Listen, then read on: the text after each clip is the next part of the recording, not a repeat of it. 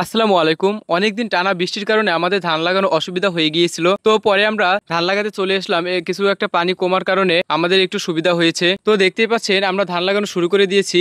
পহেলা আজকে থেকে শুরু করা হয়েছে। তো আমরা বিশ্বাস করছি আগামী 6 থেকে 7 দিনের মধ্যে পুরা জমি আমাদের 10 থেকে 15 বিঘা জমি হবে, সব লাগানো কমপ্লিট হয়ে যাবে। আমার সাথে আমার ছোট ভাই চলে আসছে, ও ধান লাগাতে পারে না, তবুও চেষ্টা করে যাচ্ছে। আলহামদুলিল্লাহ, প্রচুর বৃষ্টির কারণে আমাদের জমিতে যে পরিমাণ পানি বেঁধেছিল তাতে আমাদের বাড়তি কোনো সেচের প্রয়োজন হয় নাই। তো এতে আমাদের অনেক কিছু টাকা সেভ হয়েছে। আলহামদুলিল্লাহ, শুকরিয়া আদায় করতে হয়, কারণ অনেকের নিচু জমি থাকায় ধান লাগাতে পারেনি, তো আমরা এটা পেরেছি। হাট থেকে চারা কিনলে বিভিন্ন প্রকার চারা ভাজানো থাকে, তাতে পরবর্তীতে অসুবিধা পড়তে হয়।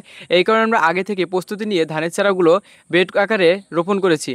এতে আমাদের অনেক সুবিধা হয়েছে, যাতে আমরা এক ধান পাবো। এটা হচ্ছে সুবর্ণ ৮ নামক একটি ধান। তো এই ধানটি অন্যান্য ধানের তুলনায় ফলনে বৃদ্ধি পায়, এবং সুবর্ণ ৮ নামক এই ধানটি অন্যান্য ধানের তুলনায় তুলনামূলক বেশি ফলনে বৃদ্ধি পায়, এবং অন্যান্য ধানের খরচের তুলনায় এটি কম খরচ হয়। তো মাশাআল্লাহ, এবছর ধানের চারা অনেক সুন্দর হয়েছে। আমাদের দেখতে পাচ্ছেন যে বৃষ্টির কারণে আমাদের বেশি একটা পানির প্রয়োজন হয়নি, এই পানিতে আমাদের হয়ে গিয়ে বর্তমান আমাদের দেশে বেশি বৃষ্টিপাত হওয়ায় আমাদের দেশে অনেক ধান লাগানো অসুবিধা হয়ে গিয়েছে। এই কারণে বর্তমান ধানের দামও বেড়ে যাচ্ছে দিন দিন। তো আমরা যে জমিটা ধান লাগিয়েছি সেটা একটু উঁচু জমি থাকায় আমরা ধান লাগাতে সক্ষম হয়েছি। তো অনেকেই অন্যান্য নিচু জমিতে ধান লাগাতে পারেনি, এই কারণে অসুবিধা পড়েছে। তো আমাদের আশপাশ এলাকা সহ আমাদের এলাকায় 5 থেকে 7 বছরের মধ্যে এমন ভারী বৃষ্টিপাত হয়নি। তো প্রত্যেক বছর আমাদের এলাকার কৃষকরা বিভিন্ন নিচু জমিতেও ধান চাষ করে থাকলেও এবছর তা করতে পারেনি। হঠাৎই তলিয়ে গেছে বীজতলা সহ। যেখানে অন্যান্য ধান 4 থেকে 5টি করে লাগাতে হয়, এইখানে সুবর্ণ ৮ নামক এই ধানটি দেখতে পাচ্ছেন একটি করে লাগানো হচ্ছে, যা পরবর্তীতে 10 থেকে 12টি করে গাছ নিয়ে গজাবে, যার এক একটা ছোপ হয়ে যাবে অনেক বড়। যেখানে অন্যান্য ধান শতাংশে 20 থেকে 30 কেজি হয়, সেইখানে আমার এই সুবর্ণ ৮ নামক এই ধানটি শতাংশে 1 থেকে 1.5 মণ হতে সক্ষম। অন্যান্য ধানের তুলনায় ফলনের বৃদ্ধি থাকায় সুবর্ণ ৮ নামক এই ধানটি দিন দিন মানুষের মধ্যে জনপ্রিয় হয়ে উঠছে। সুবর্ণ ৮ নামক এই ধানটি ফলনে বেশি বৃদ্ধি পায় এবং খরচও কম হয়।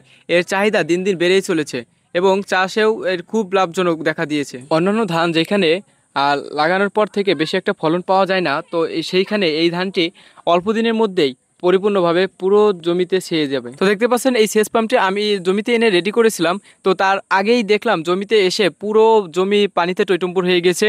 তো বেশি পানির প্রয়োজন হয়নি। অনেকে এই ধানের জমিতে বর্তমান ট্রাক্টর দিয়ে চাষ করে, কিন্তু আমি বর্তমান টিলার দিয়ে চাষ করি, কারণ টিলারের চাষটি ট্রাক্টরের তুলনায় অনেক ভালো হয়। আমরা প্রত্যেক বছরই আমাদের ধান লাগানো হয়, তো প্রত্যেক বছর এমন কষ্ট হয় না, কারণ এবছর যে পরিমাণ বৃষ্টি হচ্ছে তাতে আমরা একটু কাজ করি ও বিরতি দিয়ে দিয়ে কাজ করতে হয়। প্রত্যেক নিয়তই বৃষ্টি কিছু না কিছু হয়েই যাচ্ছে। তো বৃষ্টির মধ্যে আমরা ভিজে পুড়ে কাজ করে চলেছি প্রতিদিনই। অনেক কষ্ট হচ্ছে আগের তুলনায়। তো মাঝে আমরা বিভিন্ন প্রকার ধান লাগিয়ে দেখেছি, তেমন একটা ফলন পাইনি। তো এই বছর আমরা সিদ্ধান্ত চেঞ্জ করেছি, কারণ আমরা ফলনে বেশি হবে এবং খরচও কম হবে এমন একটি ধান আমরা চেয়েছিলাম। তো আমরা আশেপাশে সবার কাছ থেকে শুনে পরামর্শ নিয়ে আমরা এই সুবর্ণ ৮ নামক এই ধানটি এনেছি, এবং এটা সবাই বলছে অনেক ভালো ফলন হয়। গত বছর আমি একটু চাষ করেছিলাম, তাতেও আমি খুবই ভালো ফলন পেয়ে দেখেছি।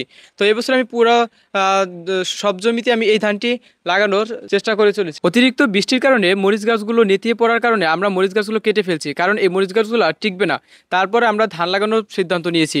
তো দেখতে পাচ্ছেন এইখানে আমরা পুরো জমিতে ধান লাগানোর চেষ্টা করছি, এবং পাশে আমার জমিতে দেখতে পাচ্ছেন কিছু আখ রয়েছে, এটা ভালোই খাওয়ার জন্য রেখেছি। এবং আমার পাশেই রয়েছে একটা পটল জমি, এটাও আমি ভালো ফলন পেয়েছি। তো বৃষ্টির কারণে মরিচ গাছ বেশি একটা টিকতে পারে না, তো এর জন্য এগুলোকে তুলে আমরা ধান লাগিয়ে ফেলছি। তো এটাই আশা করি ভালো হবে।